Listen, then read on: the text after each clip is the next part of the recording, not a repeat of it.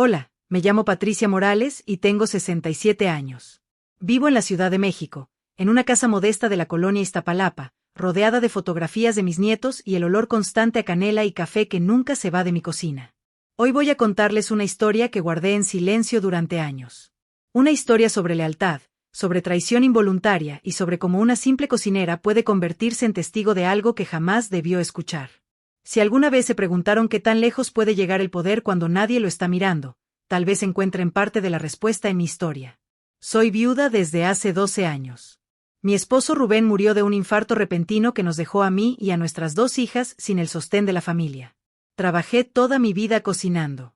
Empecé en restaurantes pequeños, luego en fondas, después en comedores industriales. Nunca fui chef famosa ni tuve restaurante propio, pero mi sazón era reconocida. La gente volvía por mis moles, por mis tamales, por ese toque especial que le ponía a cada platillo. Cocinar era lo único que sabía hacer bien y lo hice con orgullo durante más de 40 años. Tengo 2 hijas. Daniela tiene 45 años y es maestra de primaria. Alejandra tiene 41 y trabaja como enfermera. Ambas están casadas y me dieron 5 nietos hermosos que son la luz de mi vida. Vivo sola ahora, pero ellas vienen a visitarme seguido. Les cocino, les cuento historias, juego con los niños. Una vida sencilla, tranquila, sin sobresaltos. Pero no siempre fue así. Fue en el año 2019 cuando todo comenzó. Yo tenía 61 años y acababa de perder mi trabajo en un comedor industrial que cerró por problemas económicos. Llevaba 3 meses buscando empleo sin éxito. A mi edad, nadie quería contratarme.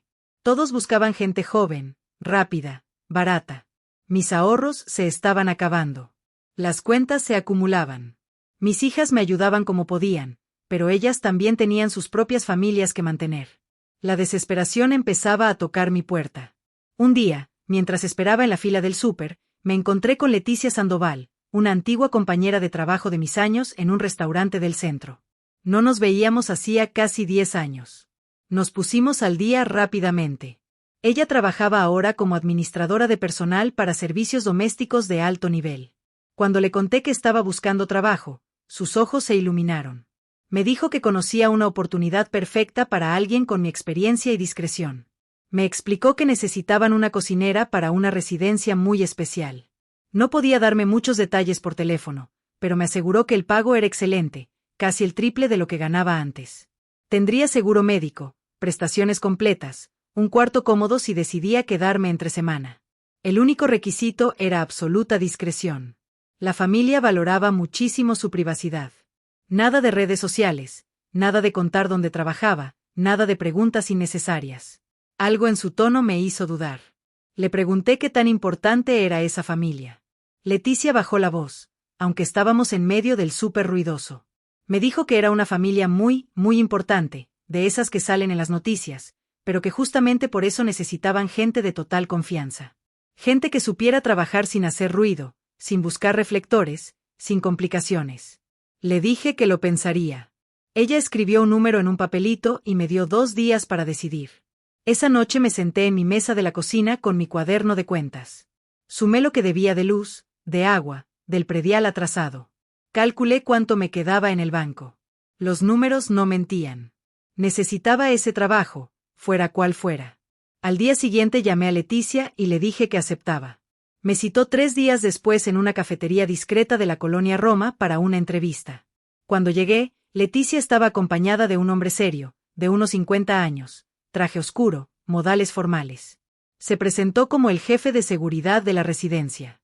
No me dio su nombre completo, solo me pidió que lo llamara señor Vargas. La entrevista fue extraña. No me preguntaron mucho sobre mi experiencia culinaria. Ya habían revisado mi currículum y hablado con referencias. Lo que les importaba era otra cosa. Me preguntaron si tenía redes sociales, si era de compartir fotos, si era chismosa, si tenía problemas con la autoridad, si alguna vez había hablado con periodistas. Respondí honestamente que no a todo. Soy una señora sencilla que cocina y ya. El señor Vargas me explicó las reglas básicas. 0 teléfonos celulares dentro de ciertas áreas de la casa. 0 fotografías bajo ninguna circunstancia. Si veía o escuchaba algo inusual, debía olvidarlo inmediatamente. Mi trabajo era cocinar, nada más. Servir los alimentos, mantener la cocina impecable y desaparecer. Me preguntó si podía cumplir con eso. Le dije que sí. 2 días después recibí la llamada. Había sido aceptada. Empezaba el lunes siguiente. Me dieron una dirección en Las Lomas, una zona exclusiva que yo solo conocía de paso. Me indicaron llegar a las 6 de la mañana. Un chofer me recogería en un punto específico del metro. Y así comenzó todo. Ese fin de semana no dormí bien. Mis hijas estaban emocionadas por mí. Daniela me ayudó a comprar uniformes nuevos de cocina. Alejandra me regaló zapatos antiderrapantes cómodos. Pero yo sentía un nudo en el estómago que no se iba. Algo me decía que esta no sería una casa normal. Y tenía razón. El lunes llegué al punto de encuentro a las 5:30 de la mañana. Todavía estaba oscuro. El metro apenas comenzaba a llenarse de gente que iba a trabajar. Esperé en la esquina que me habían indicado, nerviosa, revisando mi bolsa una y otra vez para asegurarme de que tenía todo. A las 5:45 exactas, una camioneta negra con vidrios polarizados se detuvo frente a mí.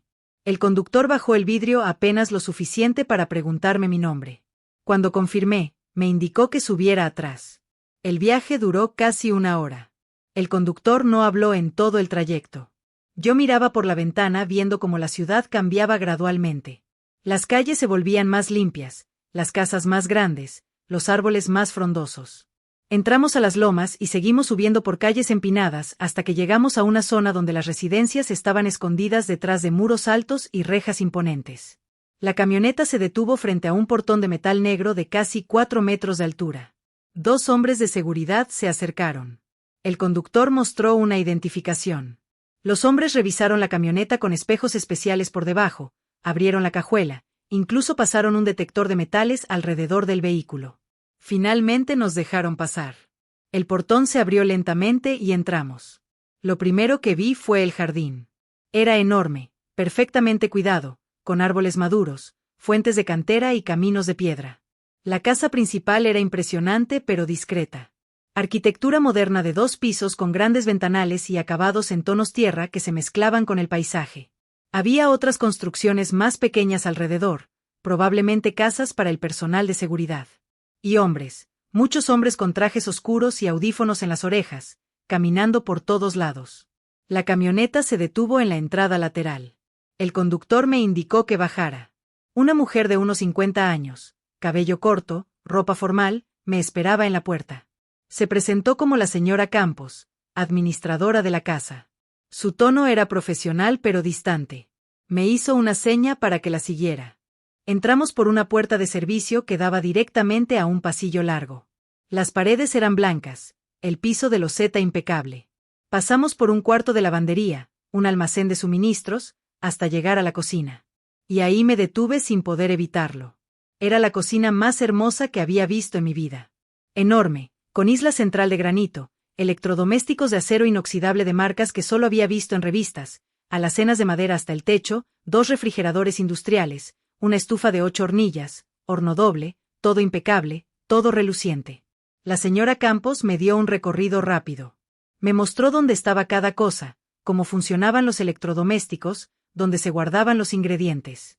Me explicó que la familia prefería comida mexicana tradicional, sin pretensiones, bien hecha, casera. Nada de fusiones modernas ni platillos complicados. Mole, pozole, barbacoa, tamales, lo que yo sabía hacer mejor. Luego me llevó a mi cuarto. Era pequeño pero cómodo, con una cama individual, un baño privado, un armario y una pequeña televisión. Tenía una ventana que daba al jardín trasero. Me dijo que podía quedarme de lunes a viernes si quería, o regresar a mi casa cada noche. El transporte estaba incluido. Los fines de semana eran libres a menos que hubiera algún evento especial. Después vinieron las reglas. Muchas reglas. Nunca usar mi celular dentro de la casa, dejarlo en un locker al entrar. Nunca entrar a ciertas áreas marcadas como privadas. Nunca dirigirle la palabra al señor de la casa a menos que él me hablara primero. Nunca hacer preguntas sobre las reuniones, los visitantes o las conversaciones que pudiera escuchar. Nunca, bajo ninguna circunstancia, comentar con nadie de afuera sobre mi trabajo, ni siquiera con mi familia. Si me preguntaban, debía decir que trabajaba en una casa particular y nada más. Le pregunté quién era el señor de la casa. La señora Campos me miró con esos ojos duros y me respondió que eso lo descubriría pronto, pero que lo importante era que yo estaba ahí para cocinar, no para opinar ni para curiosear. Su tono fue claro. No volvía a hacer esa pregunta. Me dejó sola para que me cambiara y me pusiera el uniforme. Pantalón negro, filipina blanca, mandil, cofia para el cabello. Cuando terminé, me miré al espejo y casi no me reconocí. Parecía una chef de verdad, de esas que salen en programas de televisión. Regresé a la cocina. La señora Campos me estaba esperando con una lista del menú de la semana. Desayunos, comidas y cenas. Todo anotado con precisión. Me explicó que el señor desayunaba temprano, a las 7 en punto. Jugo de naranja natural, café de olla, fruta picada y algo diferente cada día. Chilaquiles, huevos rancheros, molletes, enfrijoladas. La comida era a las 2 de la tarde, normalmente con invitados. La cena a las 8, más ligera, en familia. Me preguntó si tenía alguna duda. Le dije que no. Entonces me dijo algo que se me quedó grabado. Aquí se premia la discreción y la lealtad. La gente que cumple esas dos cosas dura muchos años y se va con muy buenas referencias. La gente que no las cumple, simplemente desaparece del personal. No hay segundas oportunidades. ¿Entendido? Entendido, respondí con la boca seca. Esa primera semana fue de pura adaptación. Llegaba a las 6 de la mañana, empezaba a preparar el desayuno, dejaba todo listo. A las 7:05, la señora Campos pasaba a revisar que todo estuviera perfecto. Luego ella misma llevaba la charola al comedor. Yo me quedaba en la cocina limpiando, preparando lo siguiente. Nunca vi al señor de la casa durante esos primeros días. Solo escuchaba su voz a lo lejos, profunda, pausada. Y todos en la casa se movían diferente cuando él estaba presente. El aire mismo cambiaba. Conocí al resto del personal poco a poco. Estaba Rosa, la encargada de limpieza, mujer callada de unos 60 años que llevaba trabajando ahí casi 10 años. Estaba Marco, el jardinero, joven de unos 30 que mantenía la cabeza baja y trabajaba en silencio absoluto. Y estaba don Joaquín, un señor de 70 años, chofer personal de la familia que había trabajado para ellos desde hace décadas. Todos parecían buenos en su trabajo y mejores todavía guardando secretos. Fue el viernes de esa primera semana cuando finalmente lo vi. Era viernes, casi las 2 de la tarde. Yo estaba terminando de preparar un mole poblano que había estado cocinando desde temprano. El olor llenaba toda la cocina, ese aroma profundo de chiles tostados, chocolate, especias y amor que solo un buen mole puede tener. Estaba concentrada ajustando la sazón cuando escuché pasos acercándose. Pasos firmes, seguros, acompañados del sonido de varias personas más. Levanté la vista y ahí estaba él. Andrés Manuel López Obrador, el presidente de México. Parado en la entrada de mi cocina con una sonrisa amable y esos ojos que había visto 1000 veces en la televisión, pero que ahora me miraban directamente a mí. Sentí que las piernas me temblaban. El cucharón casi se me cae de las manos. Detrás de él venían 2 hombres de seguridad y la señora Campos, quien me miraba con una expresión que decía claramente, compórtate normal. El presidente se acercó a la estufa y aspiró profundo. Huele delicioso, me dijo con esa voz pausada que conocía de las mañaneras. ¿Mole poblano? Asentí sin poder hablar. Él sonrió más amplio. Es mi favorito. Me recordó cuando mi abuela lo hacía en Tabasco. Tardaba 2 días en prepararlo. ¿Cuánto tiempo le llevó el suyo? Logré encontrar mi voz. Desde las 5 de la mañana, señor presidente. Tostando los chiles, moliendo todo a mano como debe ser. Él asintió aprobador. Así es como se debe hacer. Nada de licuadoras modernas. El metate y la paciencia. Luego me preguntó mi nombre. Patricia Morales, señor. Respondí. Mucho gusto, Patricia. Me da tranquilidad saber que alguien con su experiencia está cuidando nuestra alimentación.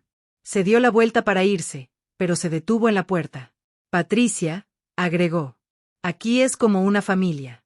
Tranquila, discreta, leal. Espero que se sienta cómoda.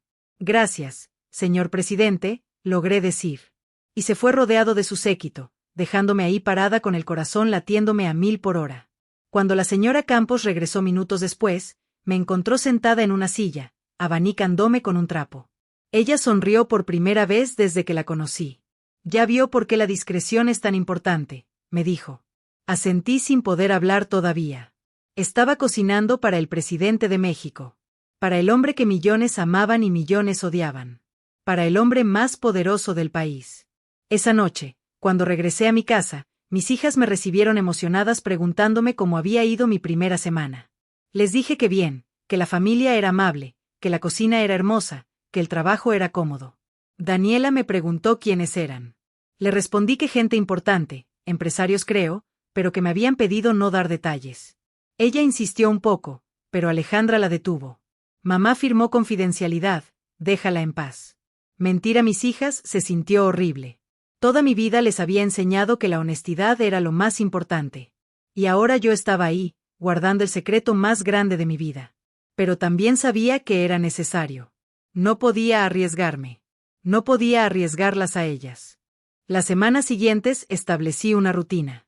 Llegaba temprano, preparaba desayunos que el presidente siempre elogiaba a través de la señora Campos. Él casi nunca bajaba a la cocina otra vez, pero cuando lo hacía, siempre era amable, siempre preguntaba cómo estaba, siempre agradecía. Parecía genuino. Parecía ese abuelo cercano que millones veían en la televisión cada mañana. Preparaba comidas elaboradas para las reuniones que se hacían constantemente. Llegaban gobernadores, senadores, empresarios, líderes sindicales. Yo cocinaba, la señora Campos servía, y yo me quedaba en mi cocina sin ver ni escuchar nada. Así era el acuerdo. Las cenas eran más íntimas, normalmente solo la familia. Su esposa Beatriz, una mujer elegante y discreta que a veces bajaba a la cocina para pedirme algo especial o para agradecerme. Sus hijos cuando venían de visita. Todo muy normal, muy familiar. Y yo empecé a sentirme cómoda. Empecé a bajar la guardia. Don Joaquín, el chofer, se volvió mi amigo. Llevaba 30 años trabajando para la familia. Había sido chofer desde los tiempos cuando el ahora presidente era jefe de gobierno de la Ciudad de México. Me contaba historias de cuando no había dinero, cuando viajaban en camionetas viejas, cuando comían en fondas baratas.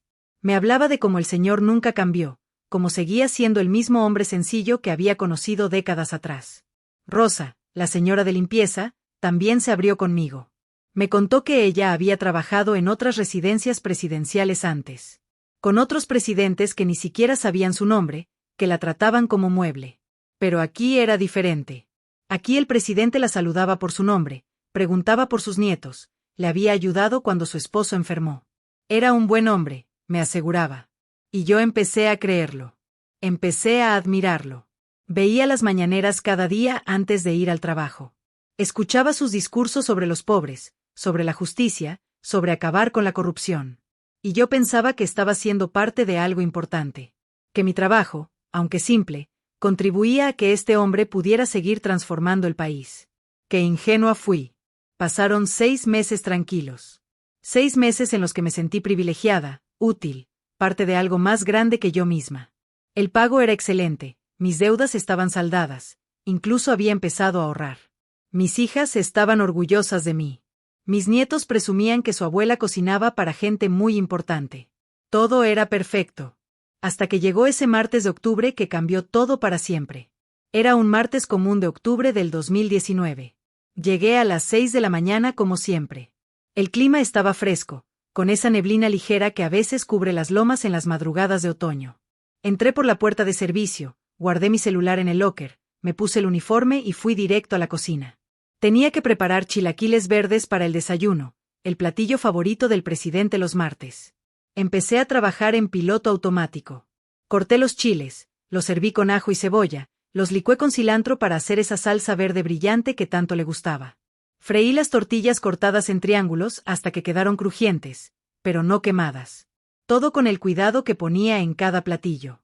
Cocinaba para el presidente, cada detalle importaba. Eran casi las 7 cuando escuché movimiento inusual en la casa. Pasos rápidos, voces bajas pero urgentes, puertas que se abrían y cerraban. Desde la cocina no podía ver mucho, pero sentía que algo diferente estaba pasando. La señora Campos entró apresurada, me dijo que el desayuno se retrasaría media hora, que mantuviera todo caliente. Su rostro estaba tenso. No hice preguntas. Mantuve los chilaquiles tibios en el horno bajo, el café caliente en la cafetera. Los minutos pasaban lentos. Revisaba constantemente que todo estuviera perfecto. A las 7:30, la señora Campos regresó y me indicó que sirviera. Preparé la charola con más cuidado que nunca. Los chilaquiles perfectamente bañados en salsa, crema, queso fresco, cebolla morada encurtida, frijoles refritos al lado. Lo llevé todo a la antesala del comedor donde normalmente lo dejaba para que ella lo sirviera. Pero ese día fue diferente. La señora Campos estaba atendiendo algo más. Me indicó con gestos urgentes que yo misma lo llevara al comedor privado, el que estaba al fondo del pasillo, el que nunca había entrado. Mi corazón se aceleró. Tomé la charola con manos temblorosas y caminé por el pasillo. La puerta del comedor estaba entreabierta. Toqué suavemente con los nudillos. Una voz desde adentro me dijo que pasara. Entré caminando despacio, con la vista baja, concentrada en no tropezar, en no tirar nada. El comedor era más pequeño e íntimo que el principal. Una mesa larga de madera oscura, cuadros con paisajes de Tabasco en las paredes, luz tenue que entraba por una ventana con cortinas gruesas. El presidente estaba sentado en la cabecera de la mesa. Frente a él había 3 hombres que no reconocí. Vestían trajes formales, pero sin corbata, el estilo casual elegante que ahora usaban muchos políticos. Hablaban en voz baja. Me acerqué a la mesa y comencé a servir el desayuno con manos que rogaban no temblaran visiblemente. Puse el plato frente al presidente, serví café, acomodé los cubiertos. Gracias, Patricia, me dijo el presidente sin mirarme realmente, concentrado en la conversación. Asentí en silencio y me preparé para salir. Pero entonces uno de los hombres dijo algo que me detuvo. Necesitamos resolver lo de Martínez antes de que publique. No podemos permitir otra filtración como la del mes pasado. Ya es el tercer reportaje en 6 meses. Me quedé paralizada. Estaba a medio camino entre la mesa y la puerta. Sabía que debía seguir caminando, salir de ahí, no escuchar nada más.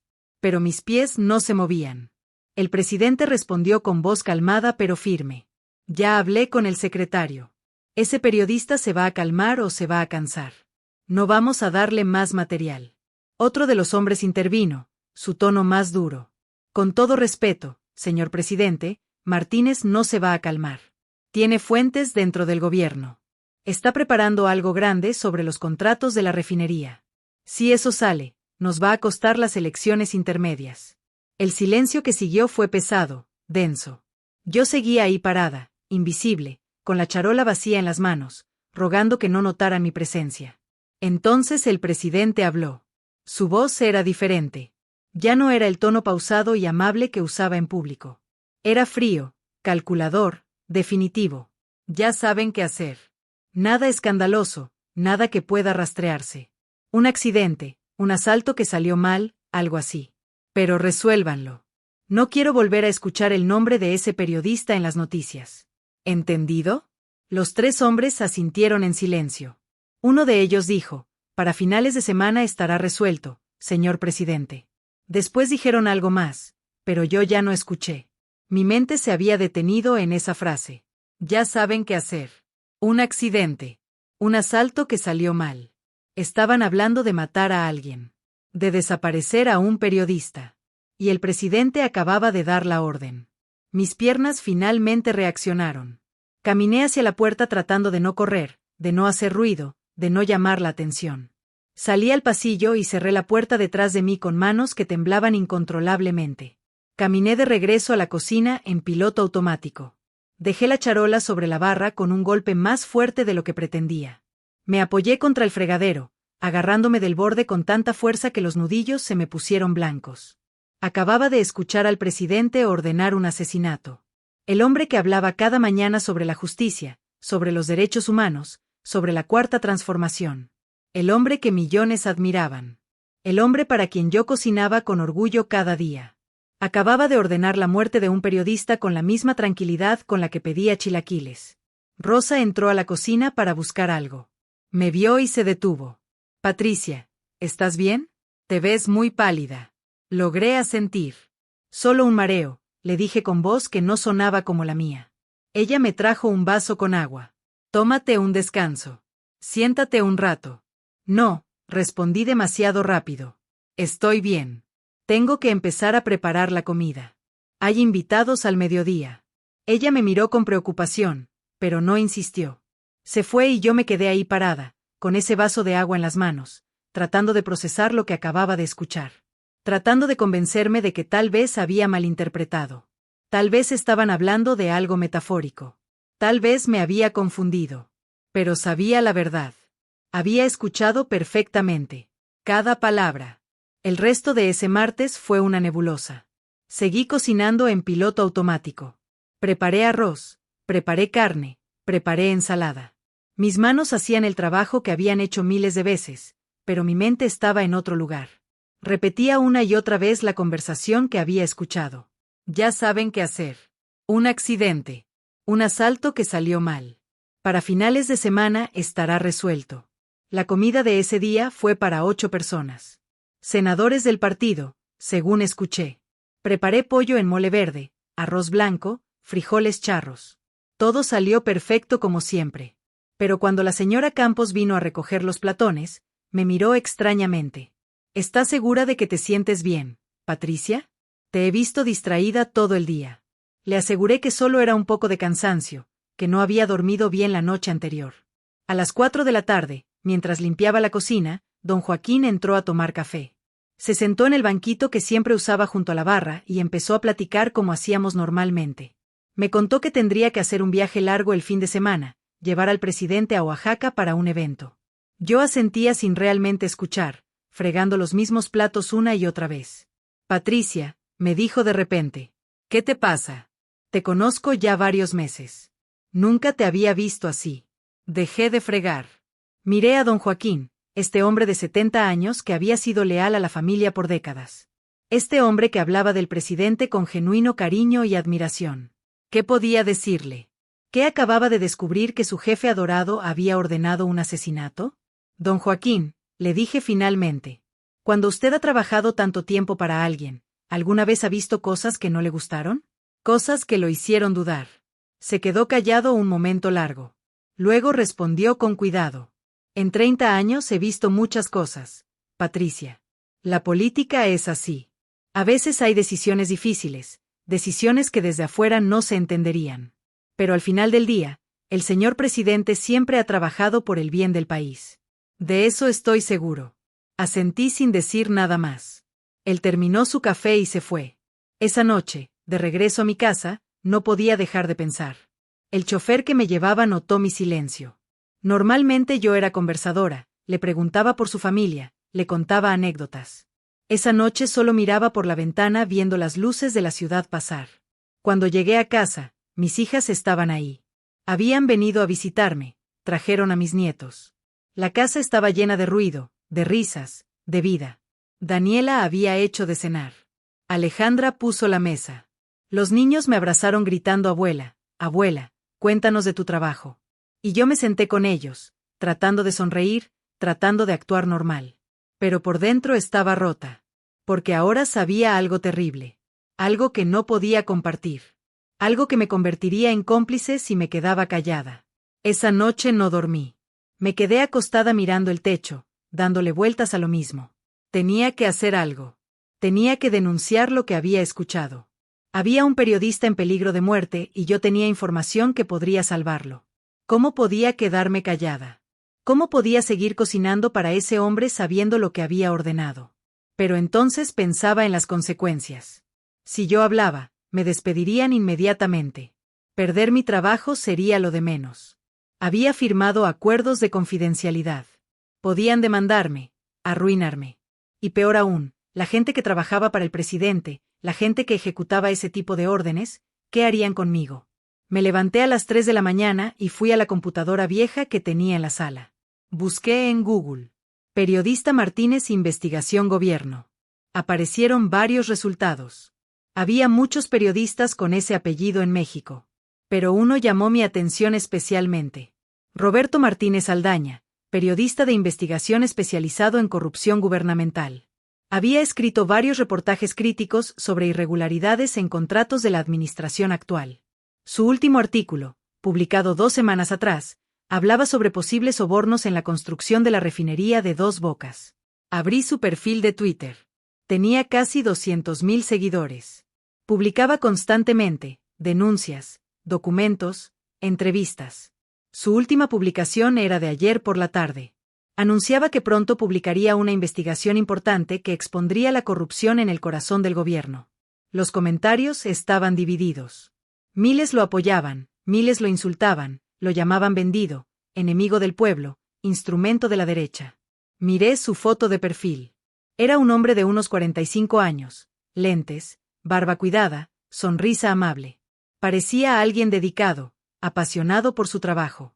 Y ese hombre iba a morir en menos de una semana por orden del presidente. A menos que yo hiciera algo. Busqué formas de contactarlo. Su Twitter tenía mensajes directos cerrados.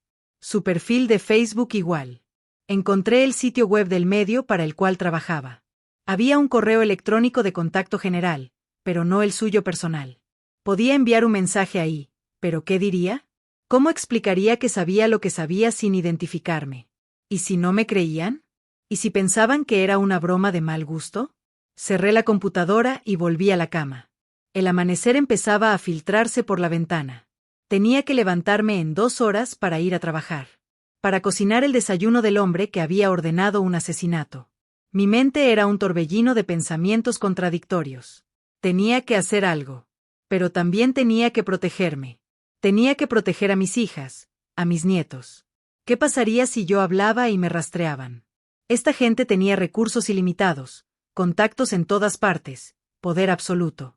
Me quedé dormida finalmente por puro agotamiento. Soñé con el presidente. Lo veía en mi cocina sonriendo, agradeciéndome por los chilaquiles. Pero en el sueño, cuando yo le servía el plato, estaba lleno de sangre. Desperté sobresaltada, sudando, con el corazón acelerado. Era miércoles. Tenía que ir a trabajar. El miércoles llegué a la residencia con 2 horas de sueño y un nudo en el estómago que no se iba. La camioneta me recogió como siempre. El conductor saludó como siempre. Pasamos por los controles de seguridad como siempre.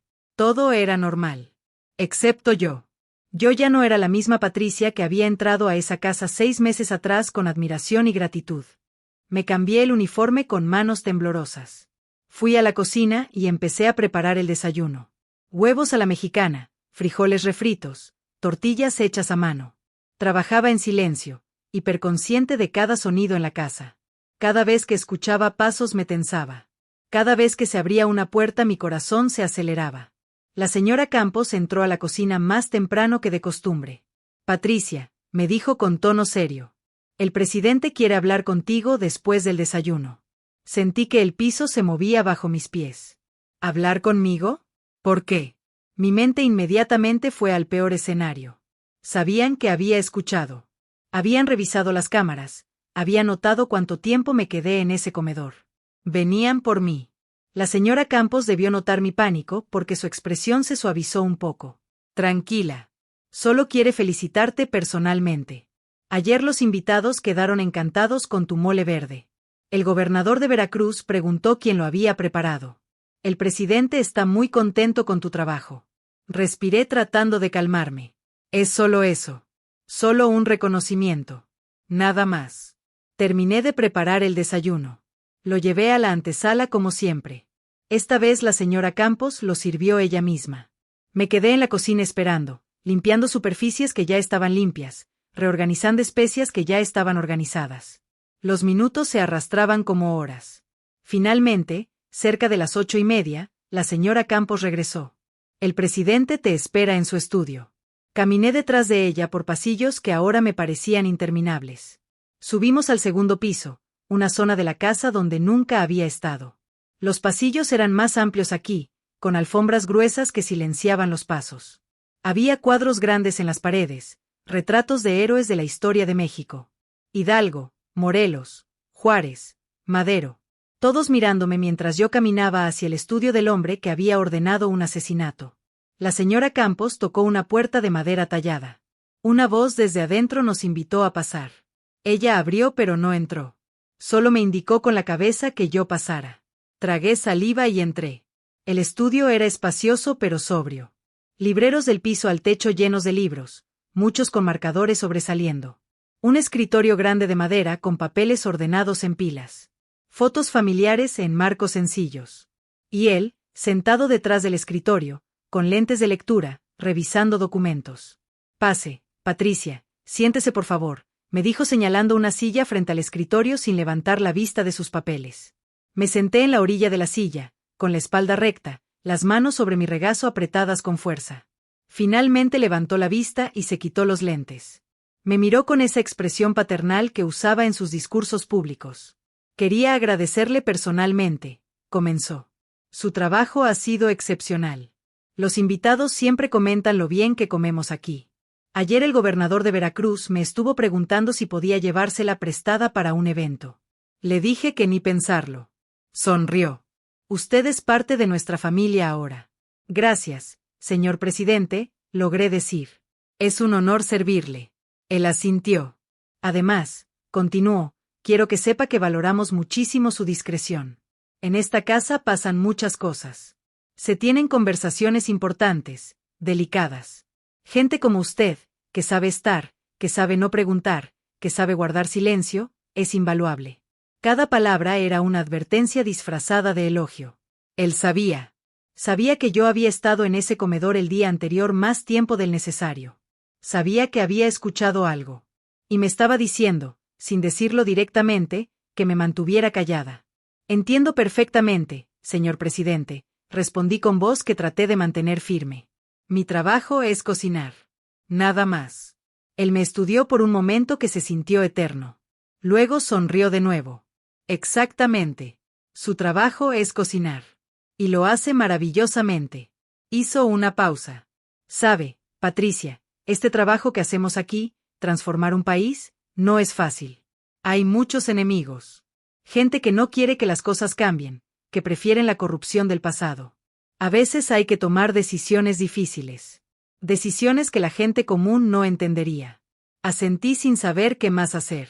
Pero yo sé que usted entiende, continuó. Usted es una mujer trabajadora, honesta, con familia que cuidar. Sabe lo que es importante en la vida. Mantener a los suyos seguros, tener un trabajo estable, vivir en paz. Se inclinó ligeramente hacia adelante. Mientras usted siga haciendo su trabajo como lo ha venido haciendo, todo estará bien. Para usted, para sus hijas, para sus nietos. ¿Verdad? La amenaza ahora era explícita. No solo sabía que yo había escuchado, sino que sabía todo sobre mí. Sobre Daniela y Alejandra. Sobre mis nietos. Sus nombres, sus direcciones, sus trabajos. Todo. Y me estaba dejando muy claro que mi silencio era el precio por mantenerlos a salvo. Sí, señor presidente, respondí con voz apenas audible. Todo estará bien. Perfecto, dijo reclinándose en su silla con esa sonrisa satisfecha. Entonces sigamos trabajando juntos. Usted preparando sus deliciosos platillos, yo trabajando por México. Me indicó con un gesto que podía retirarme. Me levanté con las piernas temblando. Caminé hacia la puerta. Patricia, me llamó cuando ya tenía la mano en el picaporte. Volteé. Sus ojos ya no sonreían. Su trabajo aquí depende de su silencio. Siempre. ¿Entendido? Entendido, señor presidente. Salí de ese estudio y no recuerdo cómo llegué de regreso a la cocina. Los siguientes días fueron una tortura. Seguía cocinando, seguía sirviendo, seguía sonriendo cuando era necesario. Pero por dentro estaba desmoronándome. Cada noche llegaba a mi casa exhausta, no del trabajo físico, sino del peso emocional de cargar ese secreto. De saber que un hombre iba a morir y que yo no estaba haciendo nada para impedirlo. El jueves pasó lento. El viernes fue peor. Trabajaba contando las horas. Para finales de semana estará resuelto, habían dicho esos hombres. Ya estábamos en viernes. Significaba que probablemente el sábado o el domingo, Roberto Martínez Aldaña dejaría de existir. Un accidente. Un asalto. Algo que no se pudiera rastrear hasta el gobierno. Ese viernes por la noche no fui a mi casa. Me quedé en la residencia en el cuarto que me habían asignado. Les dije a mis hijas que tenía que preparar un evento especial el sábado temprano. No era cierto. Solo no soportaba la idea de estar con ellas, de fingir normalidad, de mentirles otra vez. Me acosté en esa cama pequeña mirando el techo. Saqué mi celular personal, el que guardaba en el locker pero podía usar en mi cuarto. Busqué otra vez el nombre de Roberto Martínez. Su último tuit era de hace 4 horas. Estoy finalizando una investigación que cambiará la narrativa sobre este gobierno. La verdad siempre sale a la luz. Pronto podrán leer el reportaje completo. Los comentarios eran miles. Algunos de apoyo. Muchísimos de odio.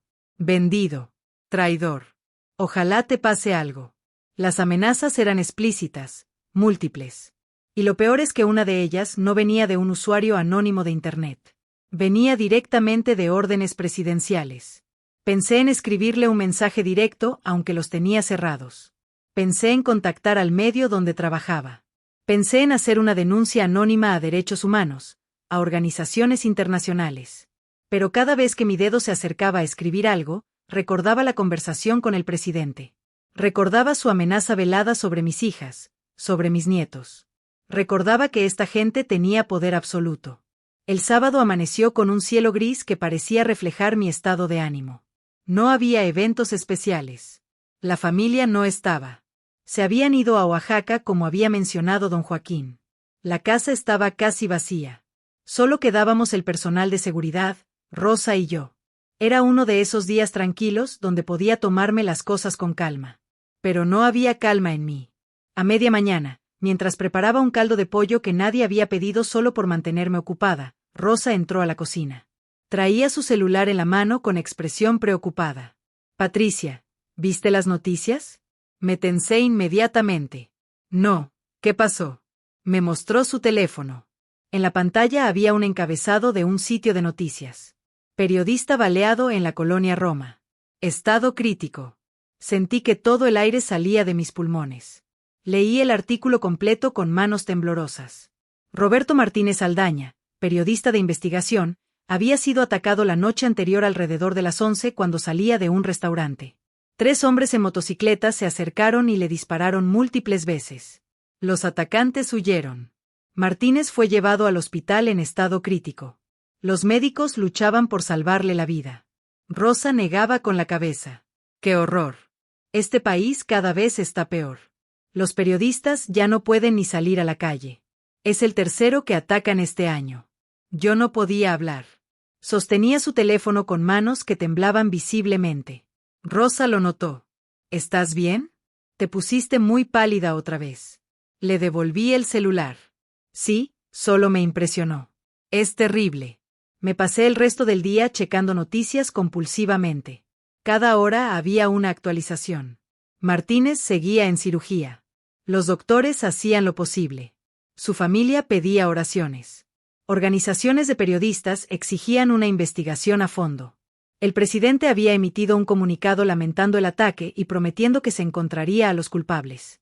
La hipocresía me revolvió el estómago. El domingo en la mañana llegó la noticia final. Roberto Martínez Aldaña había muerto. Sus heridas eran demasiado graves. Falleció rodeado de su familia en el hospital. Dejaba esposa y 2 hijos adolescentes. Había dedicado 20 años de su vida al periodismo de investigación. Había ganado premios nacionales e internacionales. Era considerado uno de los periodistas más valientes del país. Y ahora estaba muerto.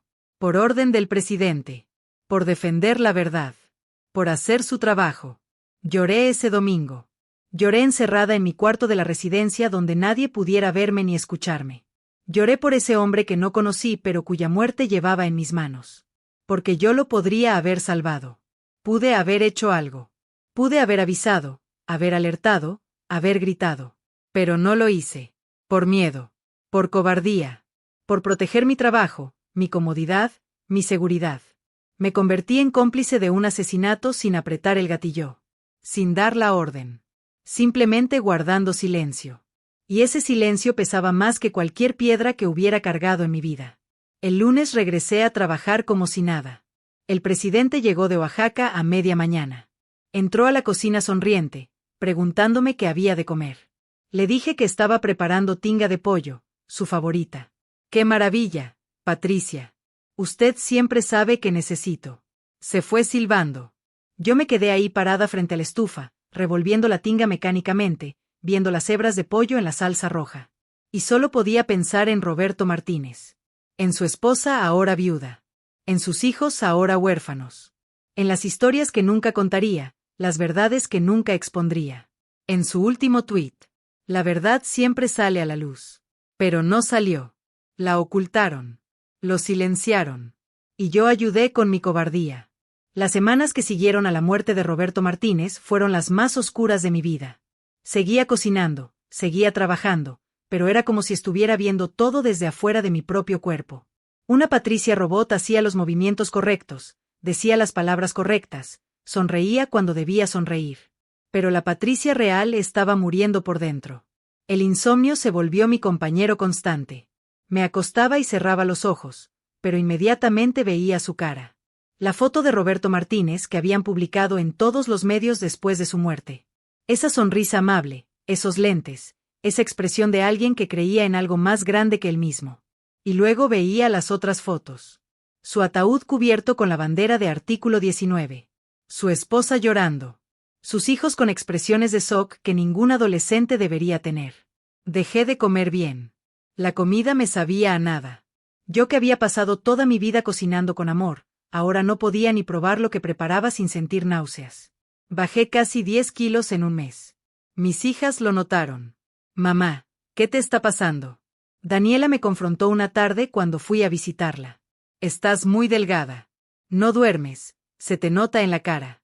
¿Ese trabajo te está enfermando? Le mentí. Le dije que solo era estrés, mucho trabajo, muchas responsabilidades. Que estaba bien. Pero ella no me creyó. Alejandra tampoco. Ambas me insistieron en que renunciara, que ese trabajo, por más que pagara, no valía la pena si me estaba destruyendo. Y yo quería renunciar. Cada día que llegaba a esa residencia quería dar la vuelta y nunca regresar. Pero no podía. Porque ahora no era solo el miedo a perder el trabajo o a las consecuencias legales. Era algo peor. Si renunciaba abruptamente justo después de lo de Martínez, levantaría sospechas. El presidente sabía que yo había escuchado algo. Si me iba ahora, pensarían que estaba huyendo, que tal vez planeaba hablar. Y entonces mis hijas correrían peligro real. Estaba atrapada. Tenía que seguir trabajando ahí, seguir sirviendo a ese hombre, seguir fingiendo lealtad. Era la única forma de mantener a mi familia a salvo. Cada día era una actuación. Cada sonrisa era falsa. Cada buenos días, señor presidente, me quemaba la garganta como ácido. Don Joaquín notó mi cambio. Una tarde me encontró en la cocina llorando en silencio mientras picaba cebollas. Patricia, ¿qué te pasa realmente? Ya no eres la misma. Llevamos meses trabajando juntos. Sé cuando algo anda mal. Sequé mis lágrimas rápidamente. Son las cebollas, don Joaquín. Nada más. Él negó con la cabeza. No me mientas. Te conozco mejor que eso. Me senté en el banquito junto a la barra. Don Joaquín se sentó a mi lado. Y entonces le hice una pregunta que llevaba semanas queriendo hacer. ¿Usted nunca ha visto algo que no debía ver? ¿Algo que lo hiciera dudar de todo? Se quedó callado mucho tiempo. Finalmente habló con voz baja. En 30 años he visto muchas cosas, Patricia. Cosas que me quitaron el sueño. Cosas que hicieron que me cuestionara si estaba del lado correcto. ¿Y qué hizo? Le pregunté. Se quedó. Porque al final del día, me dijo, la política es sucia. Siempre lo ha sido. Todos los presidentes han hecho cosas terribles. Todos. La diferencia es que este al menos también hace cosas buenas. Los programas para los pobres, las pensiones, las becas. Eso también es real. Entonces uno aprende a vivir con las contradicciones. No sé si puedo vivir con esto, susurré. Él me puso una mano en el hombro. Tienes que intentarlo. Porque la alternativa es peor. Si hablas, si haces algo, no cambiarás nada. Solo te destruirás a ti misma y a tu familia. Ese periodista ya murió. Tu silencio no lo va a traer de vuelta. Pero tu voz tampoco lo revivirá. Solo acabará contigo. Sus palabras eran brutalmente honestas. Y tenía razón. Roberto Martínez estaba muerto. Nada de lo que yo hiciera cambiaría eso. Pero admitir eso, aceptar que mi silencio era complicidad y que seguiría haciéndolo, era aceptar algo sobre mí misma que no quería aceptar. Que era una cobarde. Que mi comodidad y mi seguridad valían más que la justicia. Pasaron los meses. Noviembre, diciembre. Llegó el año nuevo 2020. En las noticias seguían hablando del caso Martínez. La investigación oficial no avanzaba. Los culpables nunca aparecieron. Organizaciones internacionales exigían respuestas. La familia del periodista pedía justicia. Y el presidente, en cada mañanera, prometía que se investigaría a fondo, que en su gobierno se protegía la libertad de expresión, que lamentaba profundamente lo sucedido. Lo veía decir esas mentiras cada mañana mientras yo preparaba su desayuno. Y tenía que contenerme para no gritar, para no tirarle el café hirviendo en la cara, para no tomar un cuchillo de la cocina y hacer justicia yo misma. Pero no hacía nada. Seguía picando cebollas, seguía friendo huevos, seguía siendo cómplice. En febrero llegó algo que cambió todo. La pandemia. Al principio eran solo noticias de China, de Italia, de lugares lejanos. Pero pronto llegó a México. El país se cerró. La residencia se volvió aún más hermética. Redujeron el personal al mínimo. Rosa fue enviada a su casa con goce de sueldo. Don Joaquín también. Solo quedamos los absolutamente esenciales. Yo era una de ellas.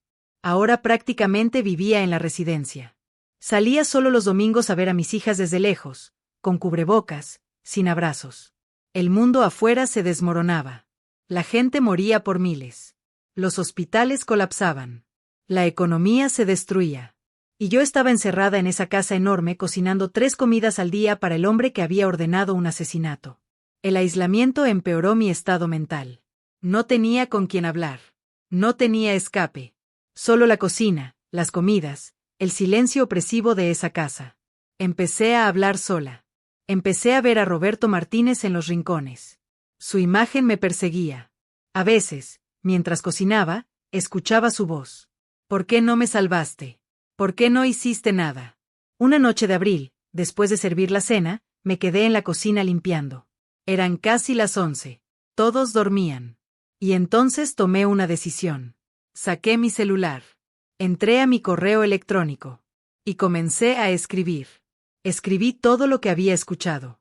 Los nombres, las fechas, las palabras exactas. Escribí sobre la orden que escuché dar al presidente. Escribí la verdad completa. Cuando terminé, miré ese correo durante casi una hora. Mi dedo flotaba sobre el botón de enviar. Lo mandaría a organizaciones de derechos humanos, a medios internacionales, a todos los que pudieran hacer algo con esa información. Sería anónimo, usaría una cuenta que no pudieran rastrear. Y entonces finalmente habría justicia para Roberto Martínez. Mi dedo tocó el botón. Y en ese momento, escuché pasos. Borré el correo con manos temblorosas. Cerré la aplicación. Guardé el celular en mi bolsillo justo cuando la puerta de la cocina se abrió. Era uno de los guardias de seguridad, un hombre joven que nunca me había hablado directamente. Me miró con expresión neutral.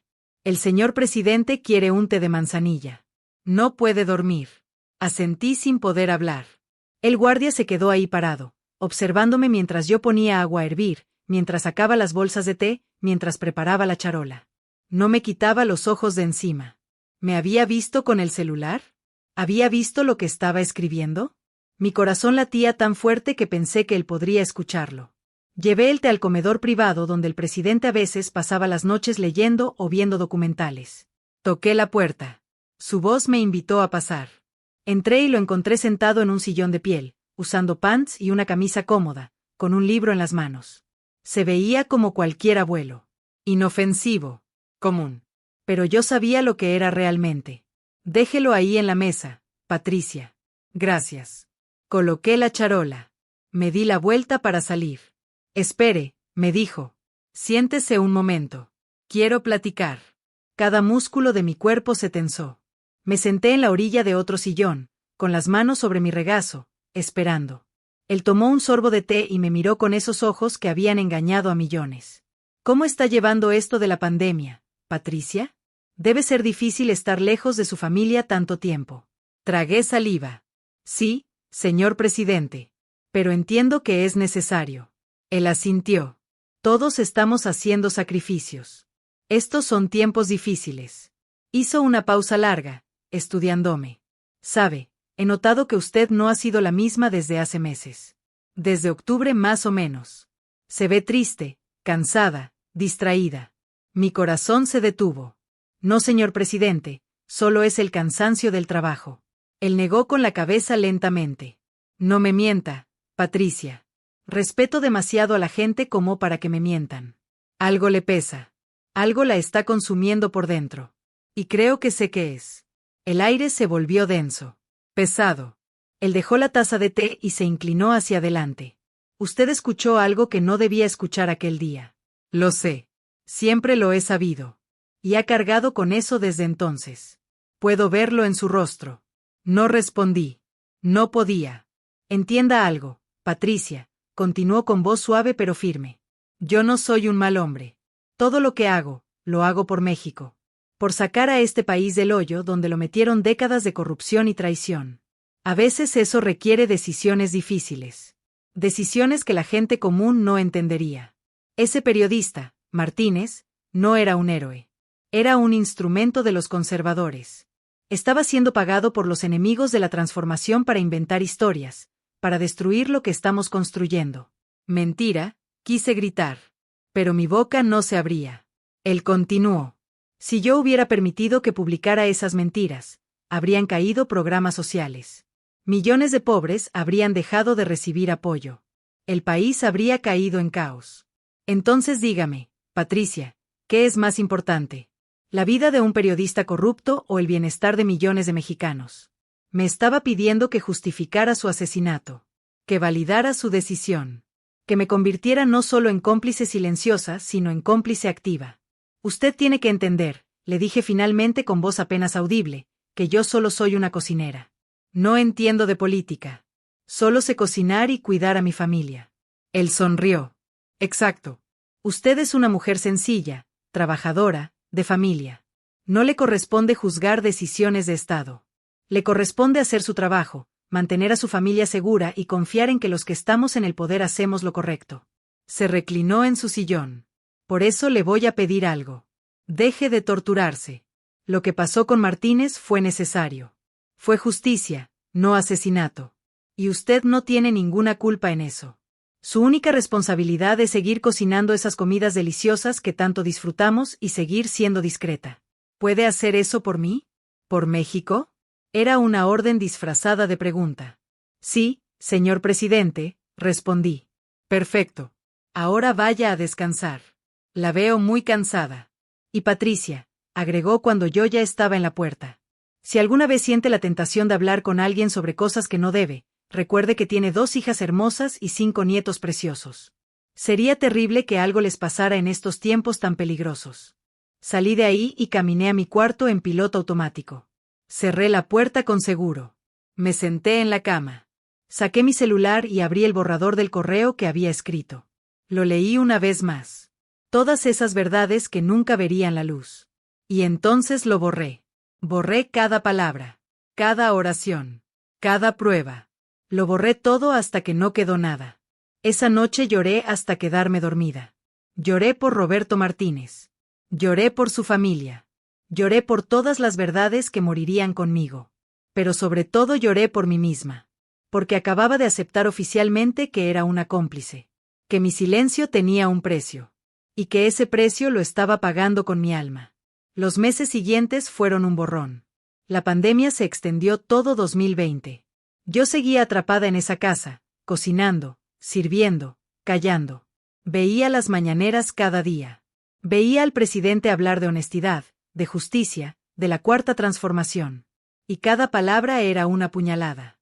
En septiembre de 2020, durante una mañanera, un periodista preguntó sobre el caso Martínez. El presidente respondió con su tono pausado. Lamentamos mucho lo que pasó. La investigación sigue abierta. En mi gobierno se respeta la libertad de expresión. No somos iguales a los gobiernos del pasado. La mentira era tan descarada que tuve que salir de la cocina. Fui al baño y vomité. Cuando regresé, la señora Campos me miró con preocupación. ¿Estás bien? Solo un mareo, mentí. Ya pasó. Pero no había pasado. Y nunca pasaría. En diciembre de 2020 finalmente me dieron permiso de ir a pasar Navidad con mi familia. Fue la primera vez en meses que salí de esa casa por más de unas horas. Llegar a mi hogar, ver a mis hijas, abrazar a mis nietos, se sintió como volver a la vida después de estar muerta. Pero no podía disfrutarlo realmente. Porque sabía que tenía que volver. La Navidad de 2020 fue agridulce. Daniela había preparado mi cuarto para que me quedara varios días. Alejandra trajo a toda su familia. Mis 5 nietos corrían por la casa llenándola de ruido y vida. Había regalos, había comida, Había risas. Por momentos breves, muy breves, pude olvidar. Pude fingir que era solo una abuela normal pasando la Navidad con su familia. Pero las noches eran diferentes. Cuando todos dormían, yo me quedaba despierta mirando el techo de mi antigua habitación. Pensaba en Roberto Martínez. En su familia pasando su segunda Navidad sin él. En su esposa durmiendo sola. En sus hijos abriendo regalos sin su padre.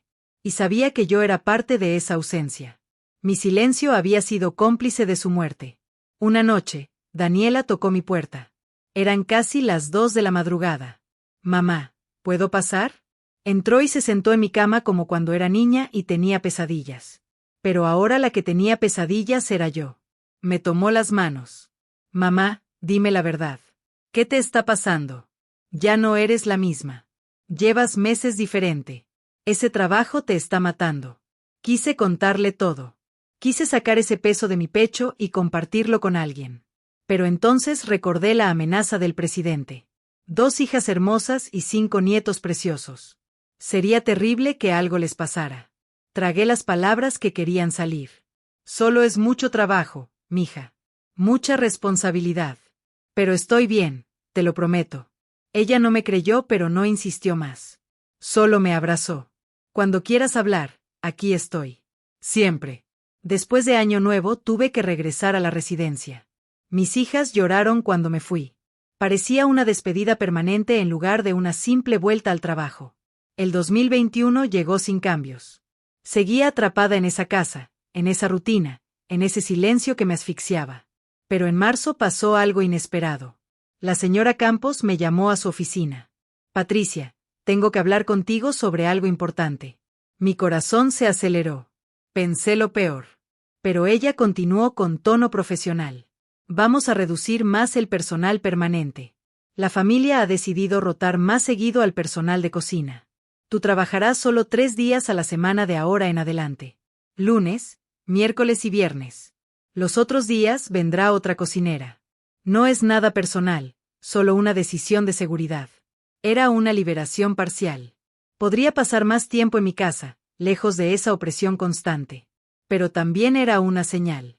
Me estaban reemplazando gradualmente.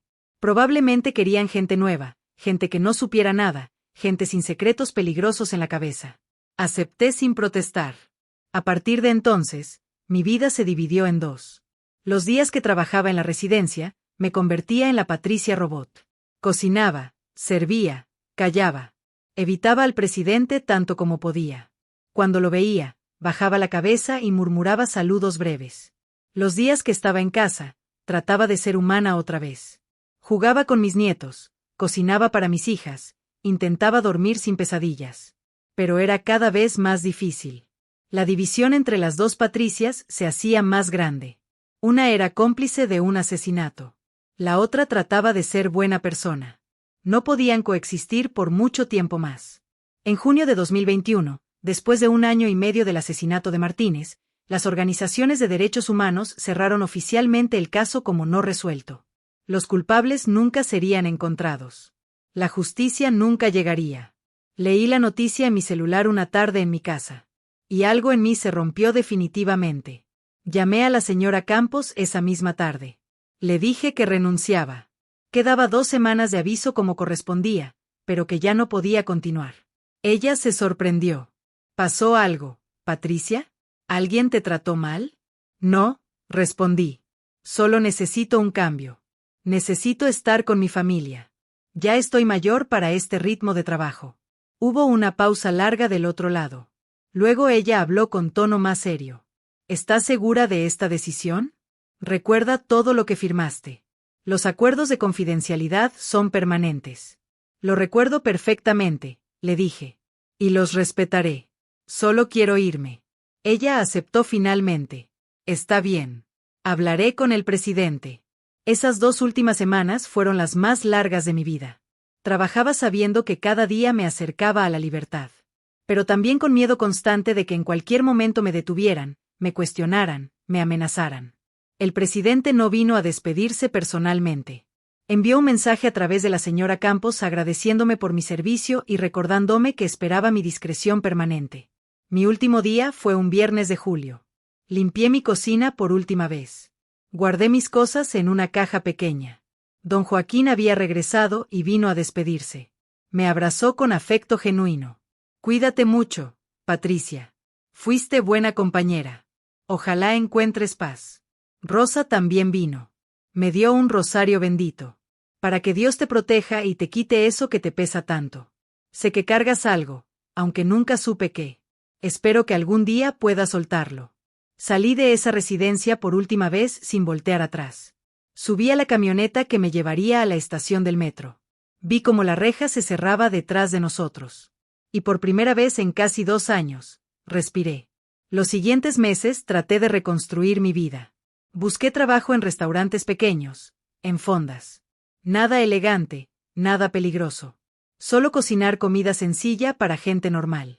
Pero los fantasmas no se fueron. Roberto Martínez seguía visitándome en sueños. Su rostro, su último tuit, su familia destruida. Y yo sabía que nunca tendría paz real. Nunca hasta que contara la verdad. Los años 2022 y 2023 pasaron en una especie de limbo. Trabajaba en una fonda pequeña en Iztapalapa, cerca de mi casa. El dueño era un señor mayor que solo me preguntó si sabía cocinar y cuándo podía empezar. Nada de papeles complicados, nada de preguntas sobre mi empleo anterior. Era perfecto para mí. Cocinaba quesadillas, sopes, gorditas. Comida honesta que alimentaba a trabajadores, estudiantes, familias de la colonia. El sueldo era una fracción de lo que ganaba en la residencia presidencial. Apenas me alcanzaba para vivir. Pero al menos podía dormir un poco mejor.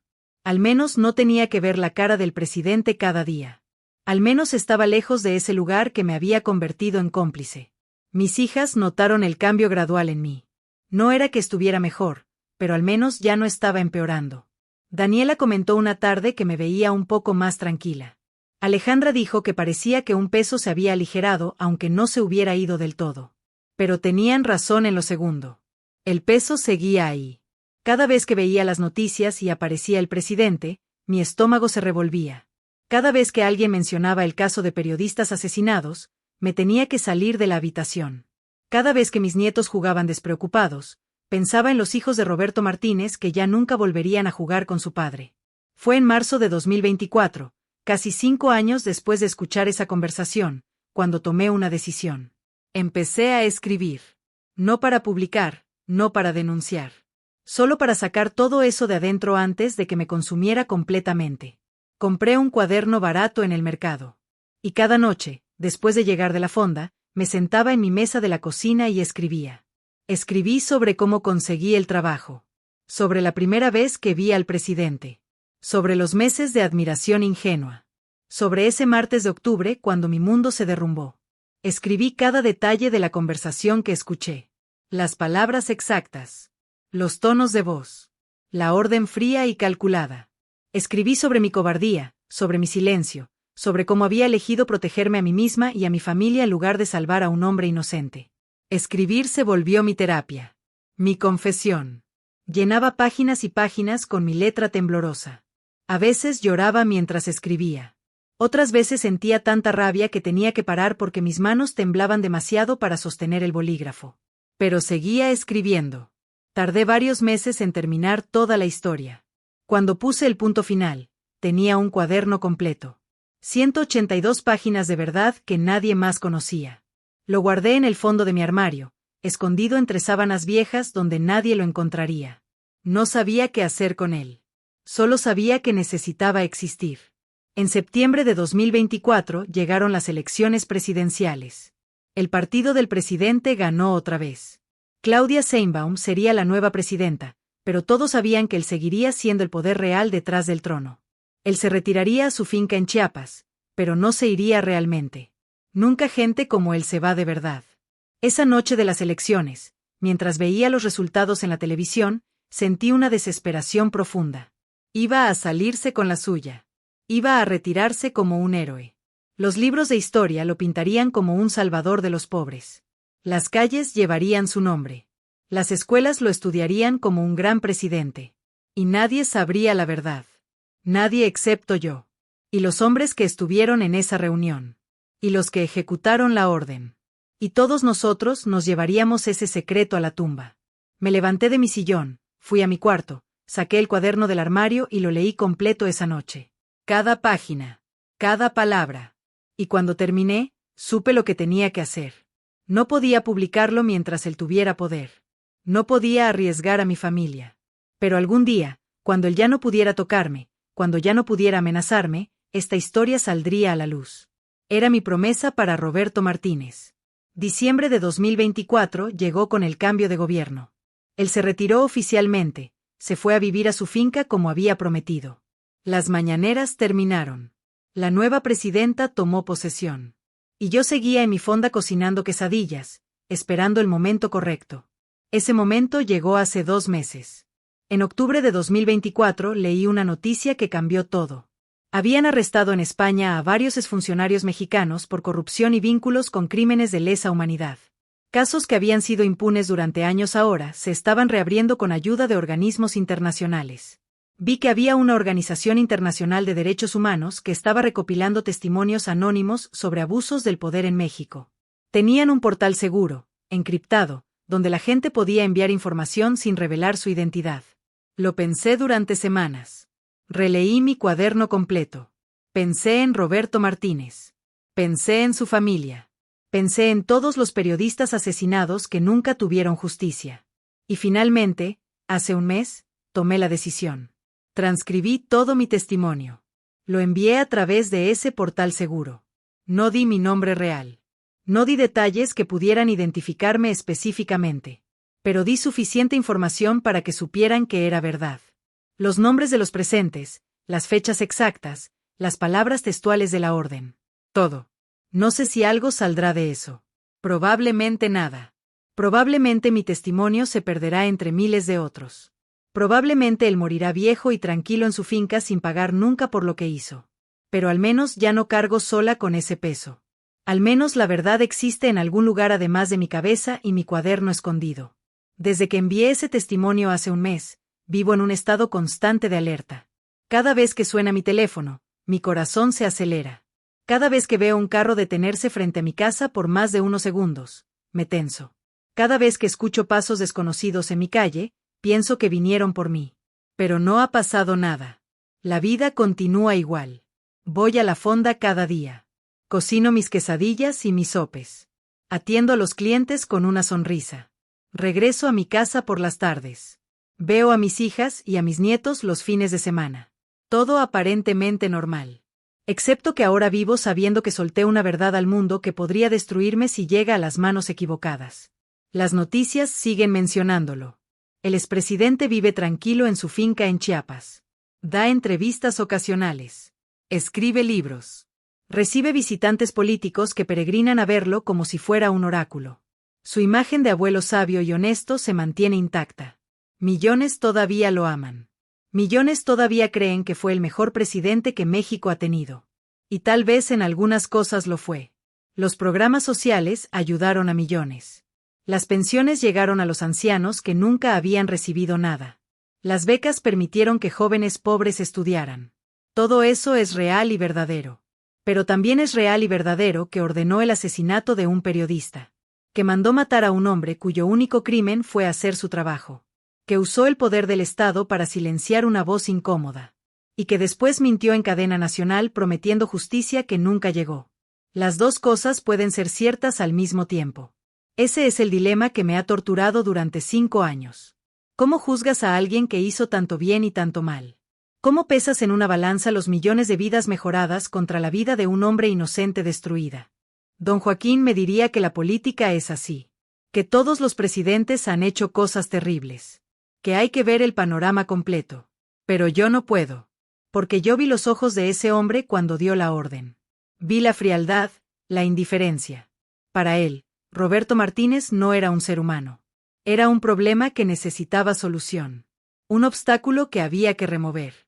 Y eso me aterroriza más que cualquier otra cosa. Porque si un presidente que se dice defensor de los pobres, que habla de amor y paz, que cita a Gandhi y a Juárez, es capaz de ordenar un asesinato con esa frialdad, ¿qué dice eso sobre el poder? ¿Qué dice sobre todos los que llegan a las alturas del gobierno? ¿Corrompe el poder a todos sin excepción? ¿O solo llegan arriba los que ya están dispuestos a hacer lo que sea necesario? No tengo respuestas. Solo tengo preguntas que me siguen quitando el sueño. Y tengo mi historia, mi testimonio, mi verdad que ahora existe en algún servidor internacional esperando que alguien la tome en serio. Hace 2 semanas vi una noticia que me heló la sangre. Habían asesinado a otro periodista en Guerrero. La número 53 desde que inició este sexenio. Otro más que se suma a la lista. Otro más que investigaba corrupción. Otro más cuyo crimen nunca se resolverá. Y me pregunto cuántos de esos casos fueron accidentes reales, crimen organizado real, y cuántos fueron órdenes como la que yo escuché. Me pregunto cuántas otras Patricias hay por ahí. Cocineras, choferes, personal de limpieza, secretarias, gente invisible que escuchó algo que no debía escuchar y ahora carga con ese peso.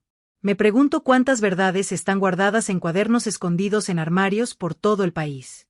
¿Cuántos secretos mueren con la gente que los guarda porque el miedo es más fuerte que la necesidad de justicia? Anoche tuve un sueño. Soñé que Roberto Martínez venía a visitarme. Se sentaba en mi cocina y tomábamos café juntos. En el sueño yo le pedía perdón.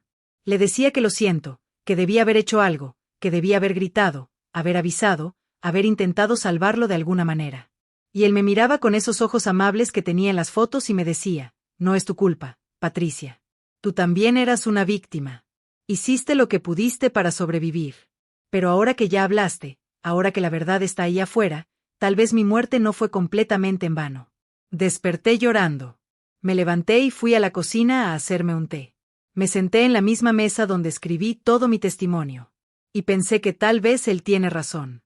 Tal vez hablar, aunque sea anónimamente, aunque sea 5 años tarde, aunque probablemente no cambie nada, tal vez eso cuenta como algo. Daniela me visitó ayer. Trajo a mis nietos. Mientras los veía jugar en mi sala, mi hija se sentó a mi lado. Mamá, me dijo, te ves diferente últimamente.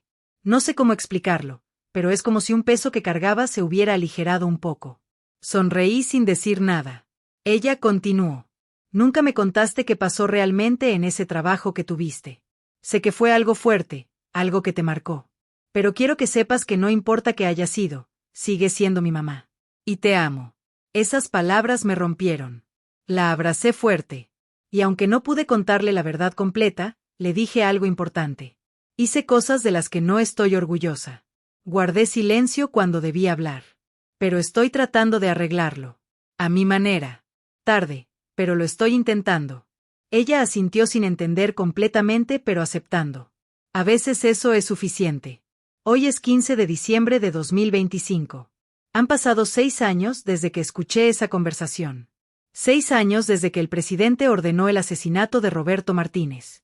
Y estoy aquí, sentada en mi cocina a las 11 de la noche, escribiendo las últimas páginas de esta historia que guardé tanto tiempo. Mañana cumplo 68 años. Mis hijas me prepararon una pequeña fiesta. Vendrán mis nietos, algunos vecinos, gente de la fonda. Habrá pastel, habrá música, habrá abrazos. Una celebración simple para una vida que desde afuera parece simple. Pero por dentro cargo una tormenta que nunca se calma del todo. Esta semana pasó algo que me hizo tomar la decisión final de contar mi historia completa. Salió una investigación periodística internacional sobre periodistas asesinados en México durante el sexenio pasado. El nombre de Roberto Martínez estaba ahí, junto con otros 52. Entrevistaron a las familias. Vi a su esposa, ya con el cabello gris, los ojos todavía rotos después de 6 años. Vi a sus hijos, ya adultos jóvenes, hablando de su padre con amor y dolor. Y entonces dijeron algo que me atravesó. Dijeron que lo peor no era la muerte. Lo peor era la impunidad. Era saber que quien ordenó el asesinato de su padre seguía libre, respetado, admirado. Era vivir en un país donde la verdad no importa, donde el poder puede matar sin consecuencias. Donde los gritos de justicia se pierden en el vacío. Apagué la televisión y lloré. Lloré por ellos. Lloré por mí. Lloré por este país roto donde todos sabemos que pasan cosas terribles, pero todos fingimos no saber. Donde la complicidad es tan común que ya ni siquiera la notamos. Y entonces supe que ya no bastaba con haber enviado un testimonio anónimo a una organización internacional que probablemente no hará nada con él. Ya no bastaba con escribir en un cuaderno que nadie más leerá. Necesitaba contar esta historia completa, con detalles, con contexto, con toda la verdad. Aunque me cueste todo. Aunque me destruya. Aunque ponga en riesgo lo poco que tengo. Porque si no lo hago yo, ¿quién lo hará? ¿Cuántas personas más tienen que morir en silencio para que alguien grite basta? Sé lo que pasará cuando esta historia salga. Si es que sale. Me buscarán. Me desacreditarán. Dirán que estoy loca, que invento cosas, que soy una resentida que busca venganza por haber sido despedida. Dirán que no hay pruebas, que es mi palabra contra la de un expresidente. Y tienen razón. No tengo pruebas físicas. No grabé la conversación. No tengo documentos. Solo tengo mi memoria y mi palabra. Pero también sé que hay otras personas que estuvieron ahí. Los 3 hombres que estaban en esa reunión con el presidente. Don Joaquín, que trabajó 30 años para él y que vio cosas que nunca contó. Rosa, que limpió esa casa durante una década. La señora Campos, que administraba todo y sabía perfectamente qué tipo de órdenes se daban ahí. Todos ellos saben. Todos cargan secretos. Todos eligieron el silencio. Igual que yo. Pero tal vez si uno habla, otros encuentren el valor de hablar también. Tal vez mi testimonio abra una puerta. Tal vez no. Tal vez solo me convierto en otra víctima más de este sistema que tritura a quien se atreve a decir la verdad. Pero al menos lo intenté. Al menos Roberto Martínez tendrá un testigo. Al menos su familia sabrá que alguien vio, alguien escuchó, alguien supo la verdad aunque no pudo salvarlos del dolor. Esta mañana fui al mercado a comprar ingredientes para la fonda. Vi a una señora vendiendo periódicos. En la primera plana había una foto del expresidente inaugurando una biblioteca con su nombre en Tabasco. Sonriente, rodeado de niños, el abuelo bonachón que todos aman. Y sentí una rabia tan profunda que tuve que sentarme en una banca a respirar. Ese hombre tiene bibliotecas con su nombre. Tiene calles con su nombre. Tiene escuelas que enseñan sus frases como si fueran evangelio. Y mientras tanto, Roberto Martínez tiene una tumba que su familia visita cada domingo a llorar. ¿Dónde está la justicia en eso? ¿Dónde está la verdad? ¿Dónde están los valores que ese hombre decía defender? Esta noche, después de cerrar la fonda, vine directo a mi casa. No cené. Me senté frente a mi computadora vieja. Y empecé a transcribir toda esta historia. Desde el principio hasta el final. Cada detalle que recuerdo. Cada conversación.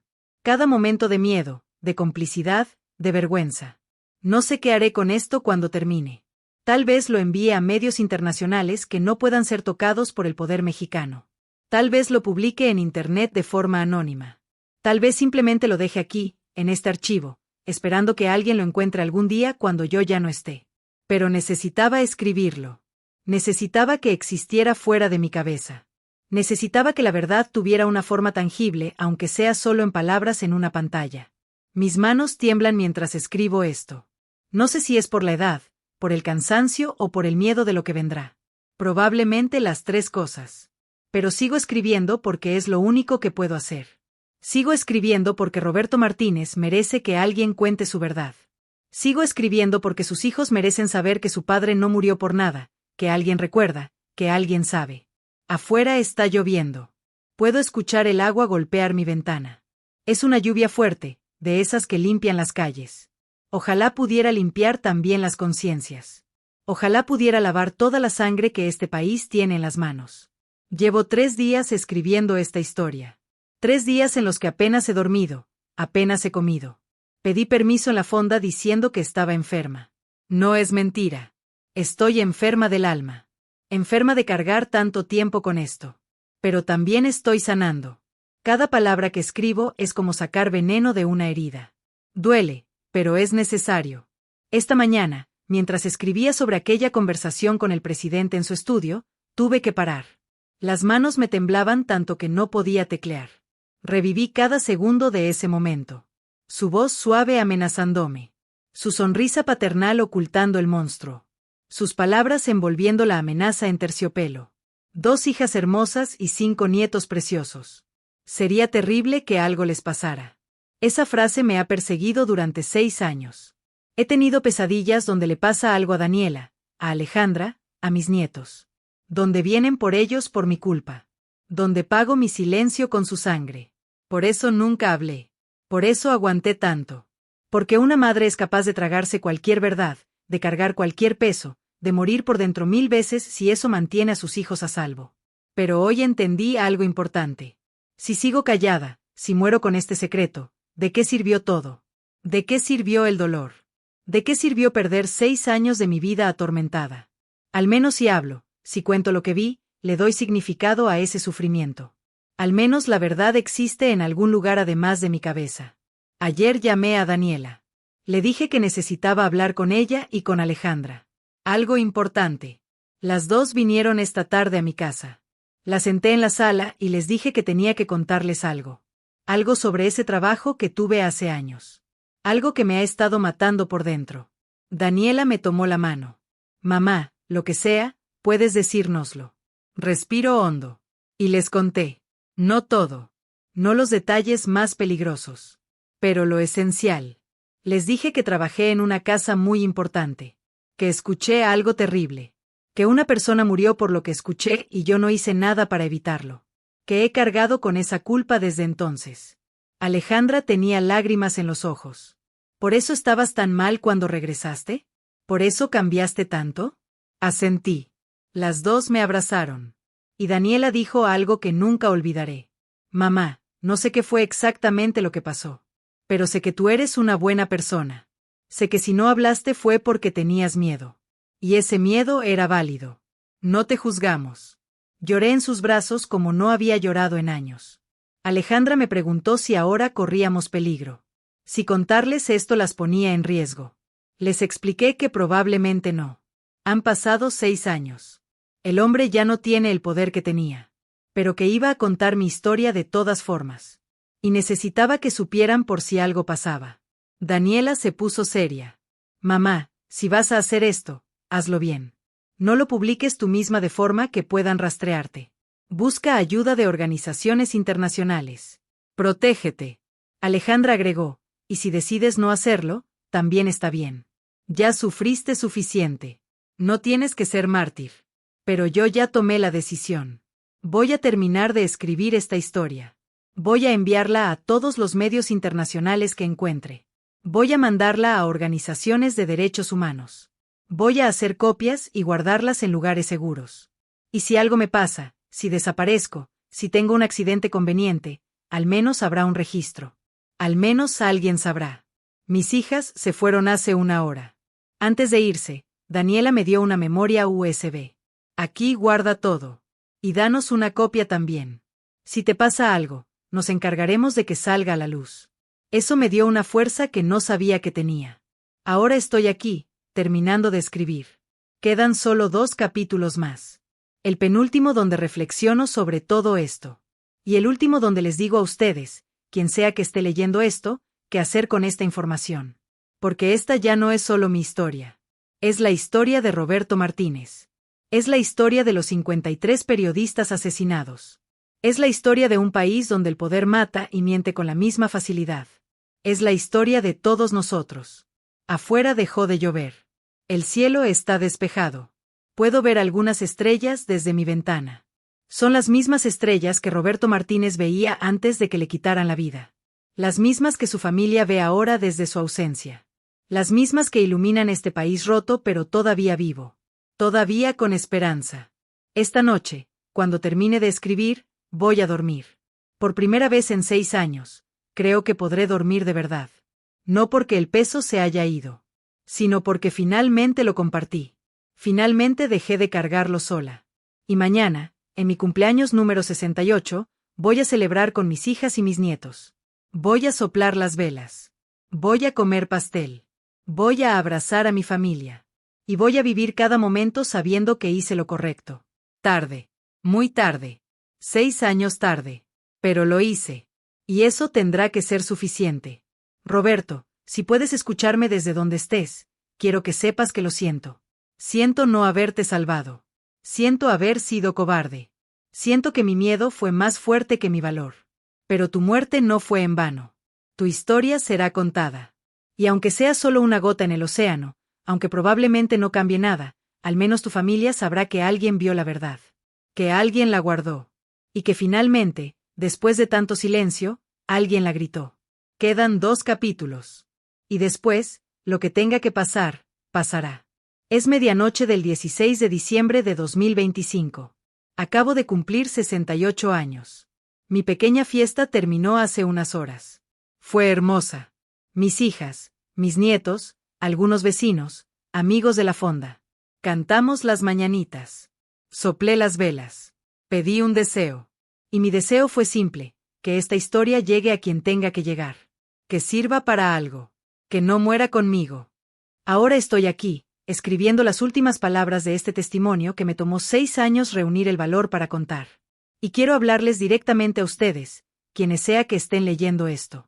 Si están leyendo estas palabras, significa que algo pasó. Tal vez yo las publiqué. Tal vez mis hijas lo hicieron porque ya no estoy. Tal vez algún periodista valiente las encontró. No importa cómo llegaron a sus manos. Lo que importa es qué harán con ellas. Sé que no tengo pruebas físicas. Sé que mi testimonio será cuestionado, atacado, desacreditado. Dirán que estoy senil, resentida, inventando historias. El expresidente tiene millones de seguidores que lo defenderán ferozmente. Tiene abogados, tiene poder, tiene dinero. Y yo solo tengo mi palabra. Pero mi palabra es verdad. Cada detalle que escribí aquí sucedió tal como lo cuento. Escuché al presidente Andrés Manuel López Obrador ordenar el asesinato del periodista Roberto Martínez Saldaña en octubre de 2019. Lo escuché con mis propios oídos. Vi su rostro cuando lo dijo. Sentí el frío de esa orden. Y callé por miedo. Por cobardía. Por supervivencia. Durante 6 años he vivido con esa culpa. He visto a la familia de Roberto pedir justicia que nunca llegó. He visto cómo construyeron estatuas y nombraron calles en honor del hombre que ordenó su muerte. He vivido en un país donde la verdad no importa, donde el poder puede matar sin consecuencias, donde todos sabemos pero todos callamos. Pero ya no puedo callar más. Ya no quiero morir con este secreto. Si esta historia les llega, les pido que la compartan. Que la investiguen. Que presionen para que se reabra el caso.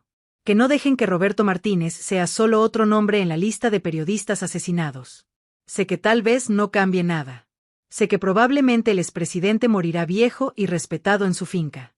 Sé que la justicia mexicana está podrida. Pero al menos esta verdad existirá. Al menos alguien sabrá. A mis hijas Daniela y Alejandra, si están leyendo esto porque yo ya no estoy, quiero que sepan que las amo. Que todo lo que hice, incluyendo callar durante tanto tiempo, fue para protegerlas. Perdónenme si mi silencio las decepcionó. Perdónenme si no fui la madre valiente que merecían. Hice lo mejor que pude con el miedo que tenía. A mis nietos, cuando sean grandes y lean esto, quiero que entiendan algo. El mundo no es blanco y negro. La gente no es completamente buena o completamente mala. Pueden admirar a alguien por las cosas buenas que hizo y al mismo tiempo reconocer las cosas terribles que también hizo. No dejen que nadie les diga que tienen que elegir un lado. La verdad es más complicada que eso. A Roberto Martínez, donde quiera que estés, lo siento. Lo siento con cada fibra de mi ser. No pude salvarte entonces, pero intento darte justicia ahora. Espero que sea suficiente. A su familia, sé que ninguna palabra puede borrar su dolor. Sé que saber la verdad no devuelve a su esposo, a su padre.